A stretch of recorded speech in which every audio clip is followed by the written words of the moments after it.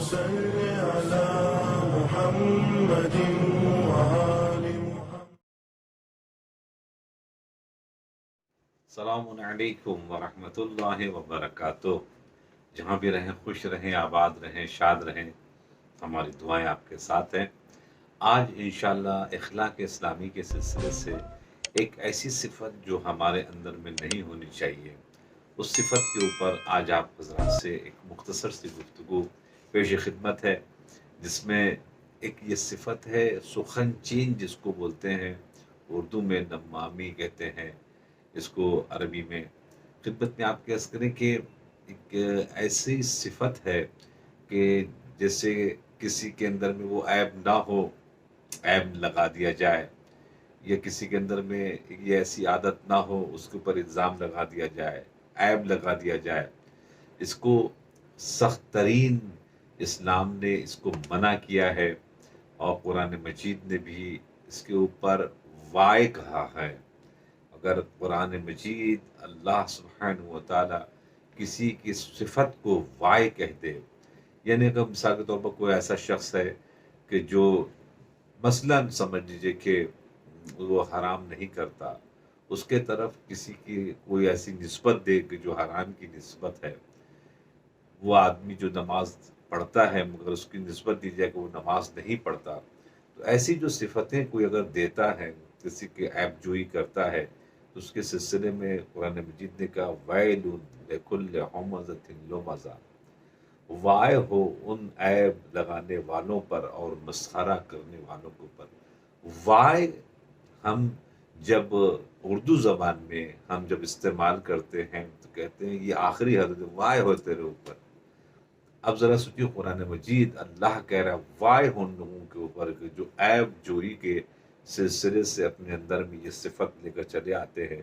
امام محمد باقر علیہ السلام ارشاد فرماتے ہیں کہ الجنت محرمۃ علی القتاتین بالنمیمہ، کہتے ہیں کہ جنت ان کے اوپر حرام کر دی گئی ہے جو یہ صفت رکھتے ہیں کہ وہ نمامی کرتے ہیں، یعنی عیب جوئی کرتے ہیں، کسی کے اندر میں عیب لگاتے ہیں، کسی کے اوپر زبردستی کا الزام لگاتے ہیں، تو ان کے اوپر امام محمد باقر علیہ السلام ارشاد فرماتے ہیں کہ وہ جنت کی خوشبو سونگنا تو بہت دور کی بات ہے، یہ صفت والے جنت میں جا ہی نہیں سکتے، چونکہ ان کے لیے جنت حرام کر دی گئی ہے۔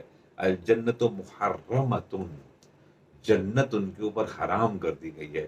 تو اس لیے کبھی بھی کسی کے اوپر الزام لگانے سے پہلے انسان یہ سوچ لے کہ سامنے والے کا کچھ نہیں جاتا، سامنے والے کا کچھ نہیں بگڑتا، اور پھر آپ کے پاس کچھ نہیں رہ جاتا، کیونکہ اس لیے کہ اگر آپ نے ہم نے اگر یہ صفت اگر انجام دی تو پھر اللہ خیر کرے۔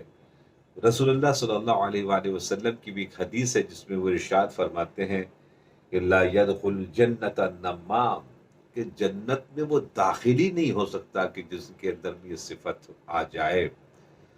تو انفارچونیٹلی بہت سی ایسی جو صفتیں مومنین کے اندر میں نہیں ہونی چاہیے، وہ شیطان انسان کو بالکل سجا کے پیش کر کے، ایسے کر کے پیش کر کے دے دیتا ہے کہ وہ سوچتے ہیں کہ ہم نے بہت بڑا کام کر دیا۔ نہیں، بہت بڑا کام نہیں کیا، اپنے آپ کو جنت سے دور کر دیا ہے۔ ایک ہوتا ہے حقوق الناس، اور ایک ہوتا ہے حقوق العباد۔ حقوق الناس حقوق اللہ ہے، اور ایک ہے حقوق العباد ہے۔ حقوق اللہ یعنی اللہ کا حق، اللہ سبحانہ و تعالی معاف کر دے گا، رحمان و رحیم ہے، شاید وہ معاف کر دے، ایسی غلطی ہو جائے کہ جو قابل بخشش ہو، اور پروردگار اللہ معاف کر دے۔ مگر حقوق العباد یعنی بندوں کا حق اس وقت تک معاف نہیں ہو سکتا جب تک خود وہ بندہ معاف نہ کرے، کیونکہ یہ بندوں سے بندوں کا معاملہ ہے، بندوں کا معاملہ بندوں کو معاف کرنا پڑے گا۔ تو اب ذرا سوچئے، ہمیں اور آپ کو، اگر ہم کسی بندے کے مثال کے طور کے اوپر عیب، ہم نے جیسے کہ ایران میں سنا، جب میں وہاں پڑھتا تھا، تو کچھ جو علماء اخلاق ہوتے تھے، جب ان کو پتہ چلتا تھا کہ ان کی لیے غیبت کی گئی ہے، تو اس کے یہاں سامنے والے کے مٹھائی بھجواتے تھے یعنی باکس میں کر کے۔ تو لوگوں نے پوچھا کہ آپ کی غیبت ہوئی ہے، آپ کے اوپر تہمت لگائی گئی ہے، آپ کے اوپر نمامی کی گئی ہے، اور آپ مثال میں مٹھائی بھیج رہے ہیں تو کہہ رہے ہیں بھائی اس نے ہمیں بہت بڑا تحفہ دیا ہے، تو پھر ہمارا بھی تو فرض ہے کہ ہم اس کو تحفہ دیں۔ کہا کیا تحفہ دیا آپ نے؟ اس نے آپ کو کہا اس نے ہمارے اوپر تہمت لگائی ہے، جیسے کہ مجھ کو سننے کو ملا ہے۔ ہم اس کو مٹھائی اس لیے دے رہے ہیں کہ چونکہ حقوق العباد، بندوں کا حق، یہ اللہ معاف نہیں کرتا جب تک وہ صاحب معاملہ معاف نہ کر دے۔ تو کہا تو آپ نے مٹھائی کیوں بھجوائی؟ کہا اس لیے کہ اس کے نیک اعمال میں لے لوں گا، میرے جو گناہ ہیں وہ اس کی طرف چلے جائیں گے۔ جب وہ مجھے تحفہ دے رہا ہے اپنے نیک اعمال کا، تو میرا بھی تو فرض ہوتا ہے کہ ہم اس کو مٹھائی کا تحفہ دیں۔ اس لیے سوچیں آپ، محنت کی کمائی، سال بھر کی کمائی، کتنے موقع کے اوپر عبادت کیا ہے، کتنے کتنے قسم سے دعائیں پڑھی ہیں، وہ سب خطرے میں پڑ جاتی ہیں جب اس انداز کا معاملہ ہو جاتا ہے۔ جیسے کہ روایات میں جناب موسیٰ علیہ السلام کے زمانے میں ایک مرتبہ قحط آیا تھا۔ قحط جب آیا، بارش نہیں ہو رہی تھی، اور بار بار جا کے نماز استسقا اس کو پڑھی جاتی ہے جب بارش نہ ہوتی ہے، تب پھر وہ نماز استسقا پڑھنے کے لیے پانی کو طلب کرنے والی نماز کو نماز استسقا کہتے ہیں۔ تو اس نماز کو پڑھ لیتے بنی اسرائیل کی قوم کو لے کر، مگر جناب بارش ہی نہیں ہو رہی تھی، بار بار کوشش کر رہے، بارش نہیں ہو رہی ہے۔ آخر میں پھر جب جناب موسیٰ نے دعا کی، پروردگار عالم بارش کیوں نہیں ہوتی ہے؟ کہا کہ آپ کے درمیان میں ایک ایسا شخص ہے جو نمامی کرتا ہے، ہر وقت کسی نہ کسی کی عیب جوئی کرتا ہے اور عیب نکالتا رہتا ہے، جس کے سبب سے ہم یہ رحمت نازل نہیں کر رہے ہیں۔ جناب موسیٰ کو کہا گیا، تو پھر جناب موسیٰ نے کہا کہ تب کیا کرے گا؟ پروردگار تو بتا دے۔ تو کہا کہ میں کیوں بتاؤ، کیونکہ میں ستار العیوب ہوں، میں کبھی کسی کو نہیں بتاؤں گا یہاں پر اس دنیا میں۔ تو تب پھر پوری قوم کو توبہ کرنے کے لیے کہا گیا، پوری قوم کو استغفار کرنے کے لیے۔ آپ نے کہا، آپ نے دیکھا ایک شخص کے سبب سے یعنی پوری قوم کو کبھی کبھی جو ہے جناب بھگتنا پڑ جاتا ہے اور اس کو سہنا پڑتا ہے۔ غلام کا واقعہ اسی انداز سے جناب والا ملتا ہے کہ ایک غلام تھا اسی زمانے میں، یہ بنی عباس کے زمانے کا واقعہ ہے کہ غلام تھا، اور بہت سستے، مجھے اس زمانے میں غلام اور کنیز وغیرہ خرید و فروخت ہوا کرتی تھی۔ اس کو اسلام نے آنے کے بعد آستے آستے آستے آستے ختم کیا ہے۔ تو یہ جو غلام تھا، اس کو بہت سستے میں کوئی بیچ رہا تھا۔ اب دیکھیے اس کا انجام کیا ہوتا ہے، کہاں سے کہاں معاملہ پہنچتا ہے، کتنا خطرناک ہو جاتا ہے۔ تو ایک مرتبہ بہت سستے میں جب بیچ رہا تھا، تو انہوں نے کہا سستے میں کیوں بیچ رہا ہے؟ کہا بس بیچنا چاہتا ہوں، کوئی خریدنا چاہتا ہے خرید دے۔ تو ایک صاحب نے کہا کہ چلو بھائی میں خرید دوں، بہت سستے میں یہ غلام نہیں ہوتا۔ جب اس نے خریدے تو اس نے کہا ایک صفت اس کے اندر میں ہے، ذرا سا ہوشیار رہیے گا اس آدمی سے۔ کہا کیا؟ یہ نمامی بہت کرتا ہے، یہ عیب لگاتا ہے، فساد کروا دیتا ہے، تو لہٰذا اس کا ذرا سا خیال رکھیے گا، یہ صفت اس کے اندر میں ہے۔ ٹھیک ہے، کوئی مسئلہ، اس کے اوپر ہم نظر رکھیں گے۔ یہ کچھ دن تک رہا، جب جو خرید کے لے گئے تو اس کے گھر کے اوپر رہا، رہتے رہتے جب تھوڑا شادی ہو گیا تو اس کی بیوی کو بولا کیا بات ہے، آپ کے شوہر آپ کو چاہتے نہیں ہیں، آپ کے شوہر آپ کے دیکھا میں نے کہ بہت کم چاہتے ہیں، آپ کو محبت نہیں کرتے۔ میرے پاس کچھ ایسے ترکیب ہے کہ اگر اس ترکیب کو کیا جائے تو آپ کا شوہر آپ کو بہت چاہنے لگے، یعنی کہ جو اس کا آقا ہے۔ تو کیا کرنا چاہیے؟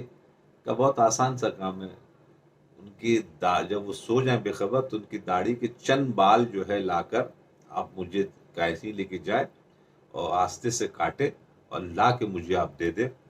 جب آپ مجھ کو دے دیں گے تو میں اس میں کچھ ایسا پڑھوں گا کہ پھر جو ہے محبت ہی محبت ہوگی، آپ خوش رہیے گا۔ ٹھیک ہے، آج رات ہی کو ہم یہ کام کرتے ہیں۔ اس کے بعد پھر وہ ادھر چلے گئی، ادھر چلے گئے۔ اس نے پھر کچھ دیر کے بعد موقع نکالنے کے بعد اپنے آقا سے ملاقات کیا، اور ملاقات کرنے کے بعد کہا کہ ذرا ہوشیار رہیے گا، آپ کی بیوی کے آج کل چلن اچھے نہیں ہیں، وہ کچھ دوسرے لوگوں کو چاہنے لگی ہیں، اور وہ کوشش یہ کر رہی ہیں کہ آپ کو اس دنیا ہی سے اٹھا دیا جائے تاکہ ان کا راستہ جو آسان ہو جائے۔ تو جب بھی آپ سوئیے گا ذرا سا ہوشیاری کے ساتھ سوئیے گا، ہو سکتا ہے شاید آپ سوتے ہوئے ہمیشہ کے لیے سوتے رہ جائیں۔ تو لہٰذا آپ ہمارے آقا ہے تو میرا فرض تھا کہ میں آپ کو ہلکا سا میں بتا دوں. کہا ٹھیک ہے، میں ذرا سے ہوشیاری کے ساتھ سوں گا. ٹھیک جب ایک دم بالکل کافی رات ہو گئی اور انہوں نے سونے کا ایک ایسا ماحول بنایا کہ جیسے کہ وہ بہت بے خبر جنا والا سو رہے ہیں زبردست طریقے سے. بس وہ بیوی پروگرام کے تحت نکلی قینچی لے کر، اور آنے کے بعد ایک دم گردن کے پاس لے کر آئی، اور لانے کے بعد جو اس نے بال جسے کاٹنا چاہا اس کی آنکھ کھل گئی. اس نے دیکھا کہ قینچی ہاتھ میں اور وہ گردن کی طرف وہ بڑھی ہوئی ہے. اس نے فوراً قینچی ہاتھ سے چھینی، پھینکی اور خنجر نکالا اور اس کو قتل کر دیا وہیں پر. بیوی کو جیسے قتل کیا، فوراً اس غلام جو ہے باہر بھاگا. باہر بھاگنے کے بعد لڑکی کے قبیلے والوں کو جا کے بول دیا کہ تمہارے قبیلے کی جو لڑکی تھی ہمارے آقا نے اس کو قتل کر دیا. اب پورے قبیلے کے لوگ جناب والا جو صبح اکٹھا ہو گئے، اور اس طرف کے لڑکے والے کے بھی قبیلے والے جو ہے وہ اکٹھا ہو گئے کہ بھائی مجھے قتل کرنے آ رہی تھی اور ہم نے اس کو دفاع میں جو ہے اس کو مار دیا. مگر کون سنتا ہے، تو دونوں قبیلے میں زبردست طرح کی گھمسان کی جنگ ہوئی، صرف اس بات پر کہ تم نے ہمارے قبیلے کی لڑکی کو قتل کر دیا. ان لوگ اس نے لڑے کہ چونکہ ہمارے قبیلے کے آدمی کو تم مارنے کے لیے آ گئے. آخر میں کافی خون ریزی ہونے کے بعد کافی لوگ مارے گئے. اس کے بعد یہ جنگ ختم ہوئی. آپ نے دیکھا نمامی کا انجام، عیب جوئی کا انجام. اسی لیے قرآن مجید نے ایسے نہیں کہا ویل ہو، وائے ہو ان کو، ویل للذین، کہتے ہیں کہ ویل لکل ہمزۃ لمزہ.